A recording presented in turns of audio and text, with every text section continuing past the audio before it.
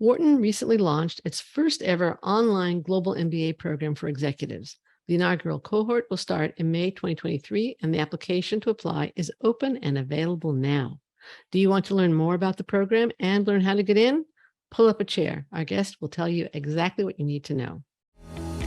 Welcome to Admissions Straight Talk, the podcast dedicated to graduate admissions and helping you approach the application process thoughtfully and successfully. Your host is Accepted's founder and world-renowned admissions guru, Linda Abraham. At Accepted, our mission is to get you to that unforgettable moment when you read your acceptance email and shout, "Yes, I'm in!" Confident you'll be attending the perfect program to help you launch the career of your dreams. Welcome to the 490th episode of Admissions Straight Talk, Accepted's podcast. Thanks for tuning in. Before I dive into today's interview, I want to invite you to download Ace the Emba, Expert Advice for the Rising Executive. This free guide will complement today's podcast and give you suggestions on how to choose the right executive MBA program for you, differentiate yourself from your competition in a positive way, and present yourself effectively as a future business leader who will bring credit to any program lucky enough to have you. Download Ace the Emba at accepted.com/ACE EMBA. Again, that's accepted.com/ACEEMBA.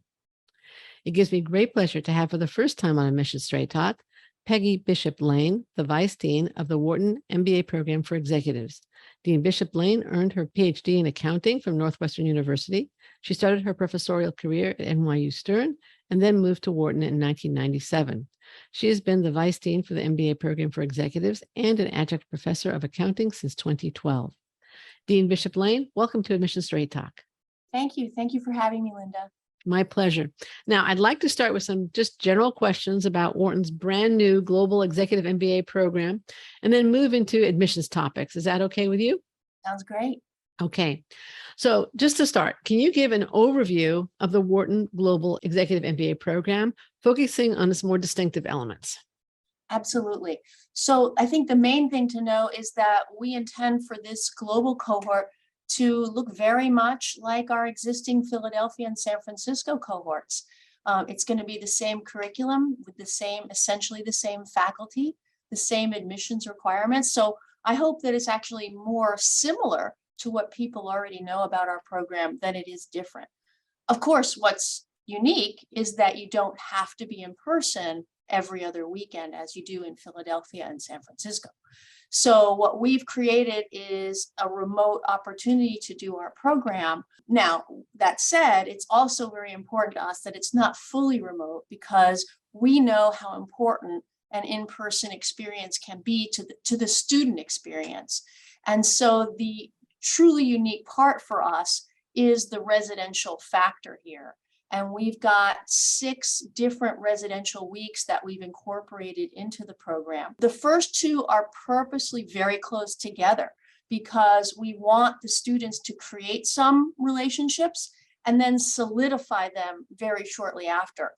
So right now, our Philadelphia and San Francisco cohorts start together in Philly, and we're going to start our global cohort with them. So all 3 groups will start at the same time for about a week in Philadelphia. And we're going to have our global cohort stay on a little bit longer, again, to give them that opportunity to really get to know each other well. And then about 3 months later, we'll bring them back together in San Francisco. So they'll get to see that campus, feel the connection to our group out in San Francisco for about a week as well. And then the third one will be to cap their first year together, probably in some location outside of the United States, still to be determined.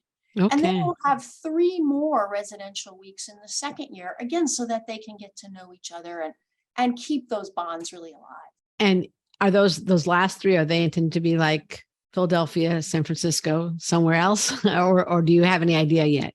Yeah, we do. So the first one will be another one where they get to interact with our Philadelphia and San Francisco students. Right now we have, in fact, we just finished it, what's called our Global Business Week, where we send our Philly and San Francisco students to their choice of 4 different locations. So we split them up, we mix them together. we're going to add a fifth location and then bring the global cohort into that. Oh, wow. So they'll do that in September of their second year. Then they'll close out that term somewhere outside the US, and then finish the program with a capstone experience in Philadelphia. So they start here in Philly and they end in Philly. And the in-person events are always 1 week long, or except the first one, you said that was 2 weeks, right? Yeah, and they won't always be a week. So like you just noted, the first one is a little bit longer than a week. Some of the others will be more like 5 days. Got it. Yeah. All right. Yeah. All right. So, wow. Well, there's a lot to unpack in that answer, and I guess we should dive in. Sure. All right. So the idea is that the program should be very similar to the programs in Philadelphia and San Francisco, except that a much greater portion of it is offered online. Right. But what makes it global? What makes it global? Yeah, that's a great question. A number of things, really. First of all, we are hoping to attract a more global set of students. In fact, that's really how this idea came to be. We had some questions in our admissions process during the pandemic from students who lived outside of the United States, and they asked us, do you think you're going to remain online? And we said, oh no, we aren't. And then we thought, actually, that's not a terrible idea, especially as we learned that online education can really be done quite effectively. And so over that next 18 months or so, we really solidified that idea. And our hope is to attract students who really just can't come to the United States every other weekend. And so we think that the student body will be more globally located, I should say. We actually have quite a great global representation in the current program, but most of the people are living and working in the United States. So we expect that to be different. The other thing that we expect to be different is because of that different audience, we expect the faculty to add a little bit more global content. I mean, a little less US centric than they might otherwise be. And then the last element of this is that we're going to require them to do a little bit more global coursework. So they'll have some more opportunity to do those global experiences than our current Philadelphia and San Francisco students do. Okay, great. Thank you. How many students do you think are going to be in the program? Or do you hope to have in the program, at least initially? And then do you hope it'll grow later? I mean, what are your plans in that regard? Yeah. I think, our plan for the first couple of years is to have the cohort be around 60 to 70 students. I think that's a really good class size. And then as we get better at this and learn, what works and what doesn't, we can expand it a little bit further. So we're looking maybe to move that up to 90 to 100 students in the near term. And then if it's wildly successful, we could potentially double that maybe. But I don't think we ever really want to get much bigger than our 120 or so students in the current Philadelphia class. I think that size is as much as we'd want to do. We're not looking to, have 1,000 students enroll in this program. Got it. Okay. Now, about 15 years ago, my daughter did an online master's program. It was just what she wanted, the teacher she wanted, the topic she wanted, everything was great. And she happened to be living at home at the time. And I watched her watch Talking Heads. Yeah. That was the program. There was also, I think, a certain discussion component, like a forum. Sure. Wharton is known for, study groups, learning teams. How are you going to get from my daughter? And I realize it was 15 years ago, so that's why I opened with that. Yeah. But how are you going to kind of get from the talking head to interactivity with the online component of the program, which is the most of it? Yeah, absolutely. And that really, Linda, is the key to this. What we don't want to do is have somebody just sit on the screen and talk to the students for 3 hours. Like that would not be success. Recorded on a video, by the way. That's fine. I'm fine with that. Obviously, there'll be some of that because that's what professors do in a lot of cases. Right. But I mean, it's different if you're in a class and you can at least raise your hand. Yeah, well, what's great, and maybe the big difference between now and 15 years ago is the technology that we have available to us. Here's what we learned over the pandemic. In an instant, we could easily become talking heads, right? That was pretty easy to do. And then over the next few months, as professors got comfortable with that technology, as our IT folks learned what's possible, we expanded on that. And that was in a very short period of time. Now we've had years, right, for us to figure out how to do that even better. And so where we're spending our time right now is looking at the different technology that we can use that does bring that classroom alive so that you're not just a talking head. I think that is absolutely paramount. By the way, not just in the classroom either, but outside of the classroom. But in a way, I feel like the classroom part is actually the easier part of developing this program, because I've seen some of the technology. And even so for myself, I'm also an accounting professor. And in teaching in that first fall of 2020, even every week that I taught, I learned something new that I could do that was fun and brought the class alive. And now that I'm back in the classroom, I actually miss some of those online techniques. So what may I ask, can you give an example? Like how will students in the Global Executive MBA program be engaged? How will they participate? Yeah, so it's easy to raise your hand, first of all. It's what's really very interesting about online learning from my perspective is, especially for people who are somewhat introverted, they may not want to raise their hand in the classroom, but it's much easier to do so online. You could raise your hand. You could simply put a thumbs up. You could put a heart. You could put a question mark.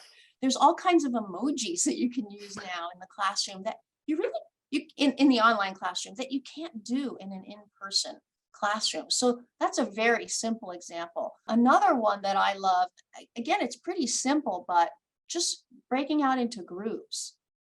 Weirdly, you can break out into groups more easily online than you can in person.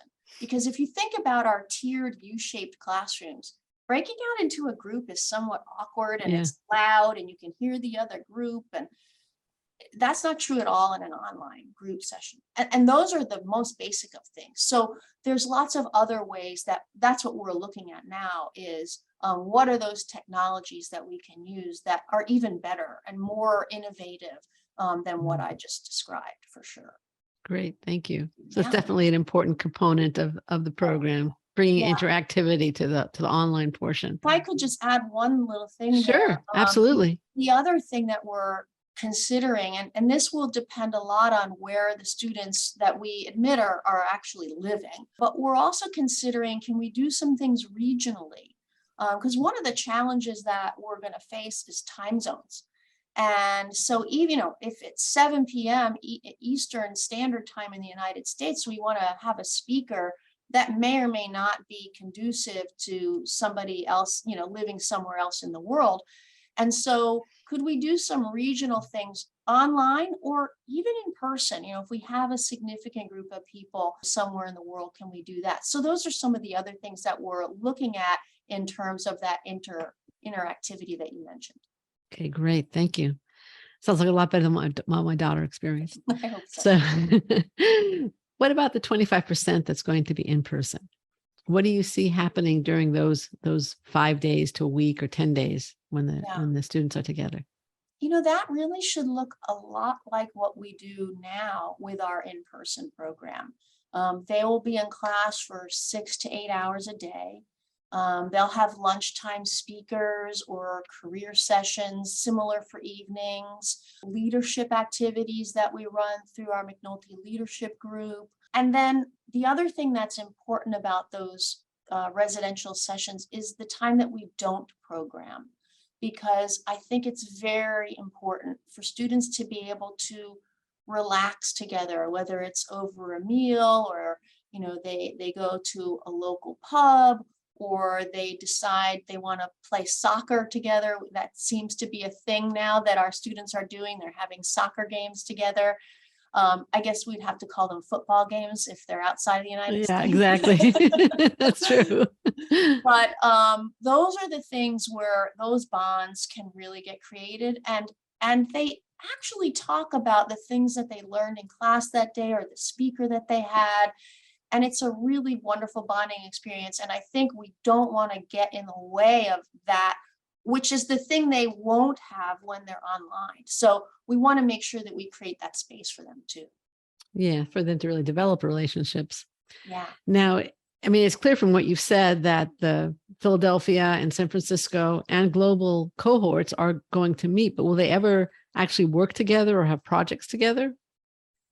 That's a great question. Not necessarily until they do our Global Business Week course, which is the required international experience that they have.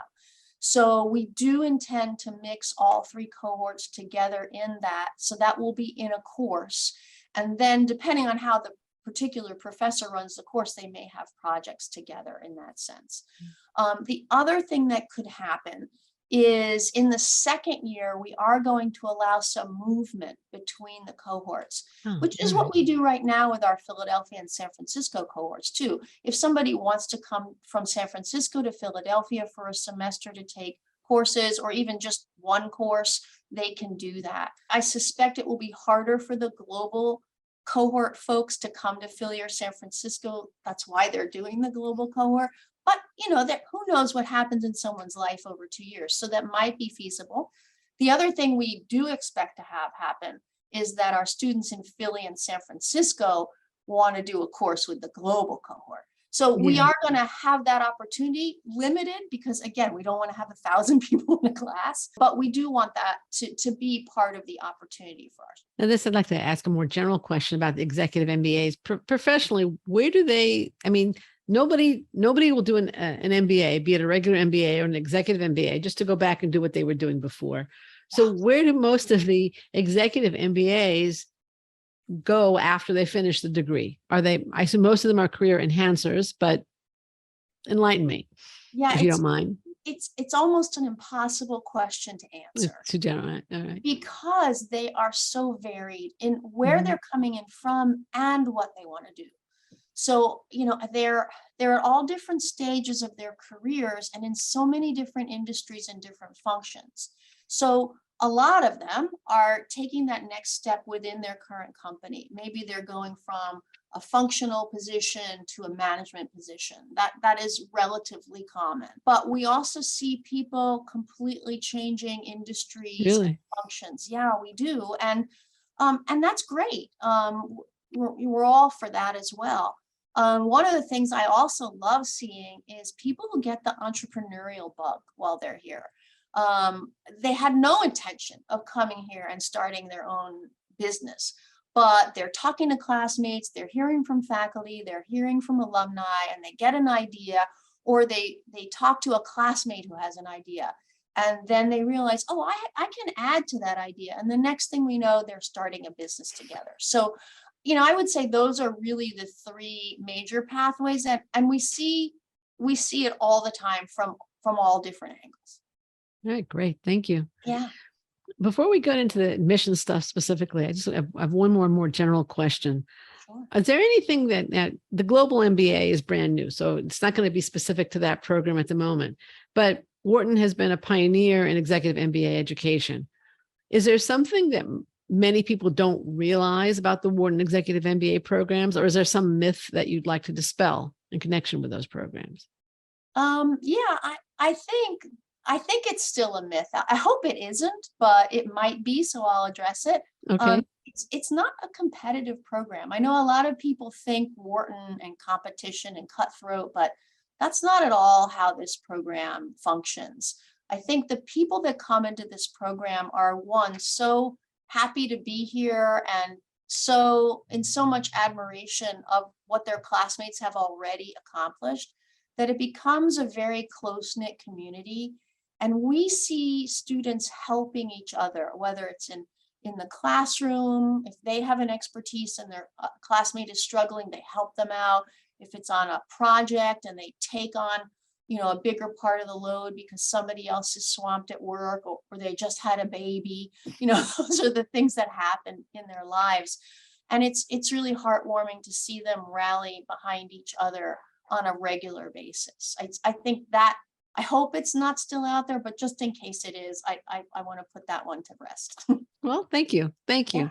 Now let's turn to the admissions, okay? Wharton, as I understand, requires either the GMAT, the GRE, or the executive assessment if someone has at least 8 years of experience. Is that correct? Yes. Okay. How should applicants, let's say they have the prerequisite 8 years of experience, how should they decide which test to take? That's a great question. And I don't know if my answer is going to be that helpful to people, but Right. this is how I believe. This is what I believe. Okay. I think it's whatever tests make them the most comfortable. Okay. Because what we're trying to get at with a test is what's your foundation for what you know? And if someone is very nervous when they're taking the test, then that's not going to let them really show us what they know. So whatever test makes them feel more comfortable, if they can feel comfortable in a standardized test, then that's the one they should take. Okay. We're not going to weight one test more strongly than another test. So You don't have any preference. we don't have a preference. So whatever one gets them to the point where they can show us what they can do and who they are, I think that's the best one. Wonderful. Let's touch on the essays for a minute, okay? Now, the executive program has 2 required essays and 1 optional. What do you hope to learn from the essay and the written materials in the application that you don't, let's say, get from a resume? I guess a resume is a written material, but the basics, the resume, the GPA, and the test. So the first essay, I think, is probably the most foundational. And that is just to help us understand why you want to do this. What's your goal? And how is a Wharton Executive MBA going to help you do that? And the reason isn't to prove something to us. There's so many different great answers to that question. We want the candidate to just be themselves with us. Tell us how you really feel, what you've really thought. And I think most importantly, that you have thought about it. That's the most important thing, right? That you've given some real time and thought to, what do I want to do with this knowledge that I'm getting, with this network that I'm acquiring? How is it going to help me professionally and in their personal goals? That's what we're trying to learn from that first essay. The second essay is much more specific. It's about diversity of thought and voice. That one's important because we want to, signal that this is a very important aspect of someone's contribution to the program and what they learn here and take out of the program. And so if that's important to us, we, again, want to make sure that the candidate has thought about that.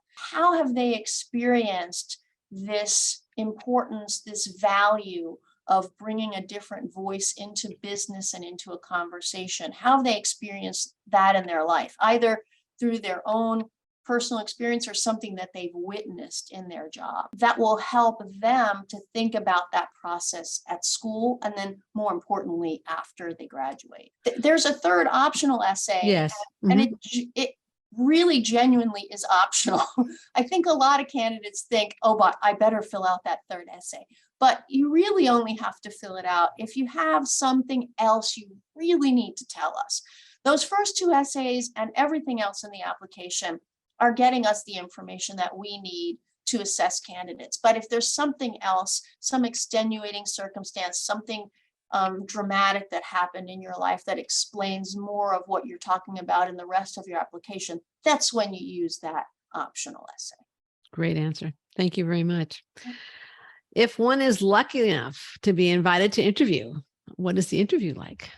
I've heard our students say that the interview was a lot of fun and very much a conversation. And that's what we want. We want candidates to, again, be themselves, really just kind of round out that application for us.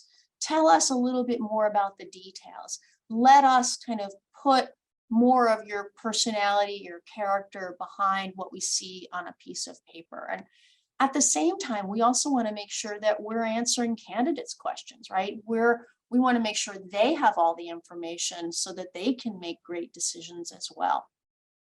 Great. Thank you. Yeah. What would you say to applicants who want to apply to let's say, the Global Executive MBA program for its first cohort, but are worried about the possibility of recession, or if they're abroad, they're already dealing with very high inflation, perhaps in Europe. And I think they probably are in a recession. In parts of Asia, I think also. How would you address that concern? Well, anytime you're advancing your education, I think you're preparing yourself for the future. And so I would say that's going to be true as well in a recessionary environment. You're investing in yourself, and 2 years from the time you start the program, you're going to be that much better off, positioned for anything that your company or the economy can throw at you. And so I would say, recession or not, investing in yourself is always a good move. Timing wise, I think you have to look at, your company and be speaking with the folks in your company about, what is the right time. But I would say from an overall perspective, preparing yourself for the next big thing, that's always going to be a good move. Great. And hopefully coming out into an expansion. That would be the There the other part of it. If you were a potential applicant thinking ahead to a 2023 or 2024 application, in other words, not this first cohort, maybe the second or the third or the fourth cohort, what is the one thing that you would be doing to prepare yourself to apply? Well, and it can be more than one, by the way. Yeah. Oh, good. Well, I would say this is also true if you're applying now, but you'd have more time to do it if you're applying a year from now. The most important thing is to talk to the people whose support you need. This is much more crucial in an executive MBA environment where you're working at the same time than it is in a full-time MBA environment, because you really need the support of your employer and the people that you work with. So that includes your peers and your direct reports as well. So I think having those conversations with people up front is really important. Same goes for one's family, right? You need their support too. So speaking with your partner, if they're of an appropriate age, your children, so that they know why you're studying at night, or why is mommy or daddy doing homework with me now instead of helping me with my homework. Those are good conversations to have, really important conversations to have well in advance of applying. So I think that's the most important thing. But if you're giving me a second one, okay, then I would also say, especially important for executive MBA candidates, is preparing for standardized tests. Because it's been a long time for some of these people since they took a test, since they sat down at a desk to study for hours on end.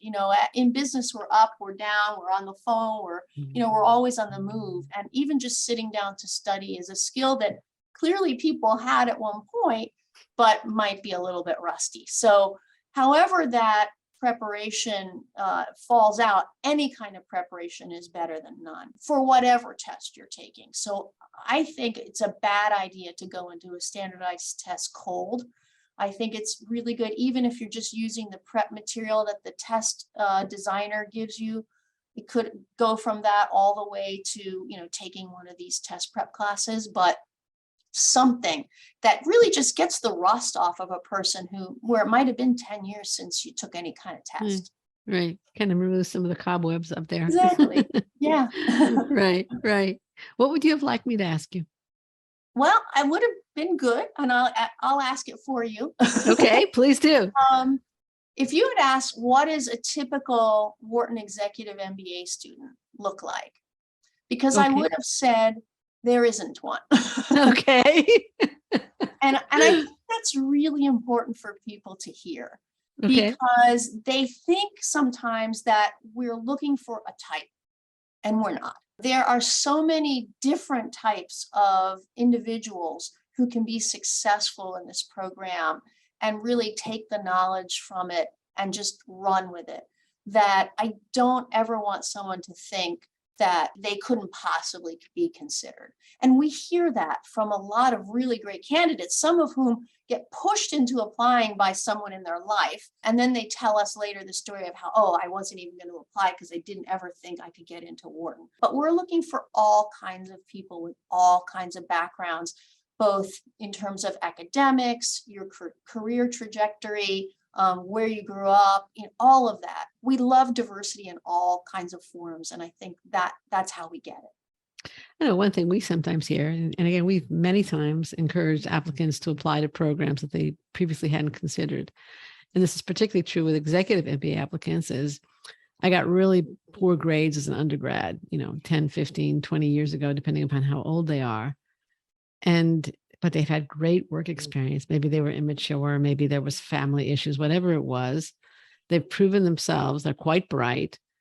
And then, we'll encourage them, look, show that you can do the work, show via the test, maybe take a course or two, do something, and then try it. And yeah, some of them have graduated at Wharton. Absolutely. And that's where I tell people, the standardized test can actually be your friend, because it can show what you know today and who you are today a lot better than some grades that you got when you were 20 years old. So I think that's a really great part of that idea. I actually was recently interviewed by a small, I think, college paper. And at the end, I said, look, the test, you can view it as a hurdle or you can view it as an opportunity. Mm-hmm. That's right. So sometimes it just is the hurdle, but it also can be an enormous opportunity, depending upon your background and frankly, how skilled you are at test taking. Yeah, and that's where the prep comes in, right? So yeah. Even if you are skilled at it, doing a little bit of prep can really help advance that and take advantage of that opportunity. That's right. All right. Well, Dean Bishop Lane, I want to thank you so much for joining me today. Where can listeners and potential applicants learn more about Wharton Global MBA program? Because I'm sure they're dying to apply now after listening to this. Well, I hope so. You can find us on the Wharton website, and the URL is executivemba.wharton.upenn.edu. Great. Thanks again. We're going to include links in the show notes at accepted.com/490 to the site Dean Bishop Lane just mentioned, as well as 2 related articles for executive MBA applicants. They're all linked to from accepted.com/490. And a final reminder, download your free copy of ACE the Executive MBA, ACE the Emba, expert advice for rising executives from accepted.com/ACE EMBA. Again, that's accepted.com/ACE-EMBA. Listener, thank you too for joining Dean Peggy Bishop Lane and me for our 490th episode. If you find the show worthwhile, please tell your applicant friends about it. Make sure that they and you don't miss any future shows, whether with admissions directors, professors, current students, test prep pros, deans, or alumni doing great things. Thanks again for coming. This is Admission Straight Talk, produced by Accepted, and I'm your host, Linda Abraham. I'll talk to you again next week.